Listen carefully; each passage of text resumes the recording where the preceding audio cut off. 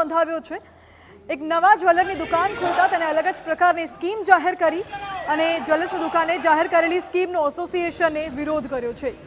સરથાણામાં નામચીન ખાનગી જ્વેલર્સની બહાર મોટી સંખ્યામાં જ્વેલર્સ સંચાલકોએ વિરોધ નોંધાવ્યો। એસોસિએશનના નિયમો બહાર જઈ ગ્રાહકોને લોભામણી સ્કીમો આપતા હોવાનો દુકાન પર આરોપ લગાવ્યો છે। નિયમો બહાર જઈ લોભામણી જાહેરાતો આપતા સંચાલકોએ રોડ પર ઉતરી આવી વિરોધ દર્શાવ્યો।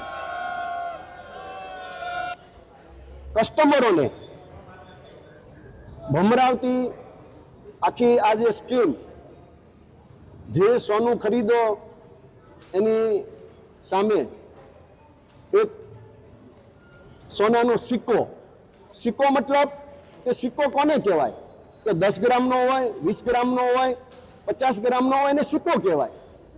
એટલે એના માટે આ જે ખોટી ભ્રમિત જે આ કસ્ટમરોને છેતરવાની અને કસ્ટમરોને નહીં ખબર પડવા માટેનું જે આ લોભામણી જાહેરાતો કરે છે એના વિરોધમાં વરાછા કતારગામ જ્વેલર્સ એસોસિએશન અને સુરત જ્વેલરી હોલસેલ એસોસિએશનના 1000 મેમ્બરો એનો વિરોધ કરવા। તો ન્યૂઝરૂમ લાઈવમાં અત્યારે બસ આટલું જ। દેશ વિદેશના અન્ય સમાચાર જોવા માટે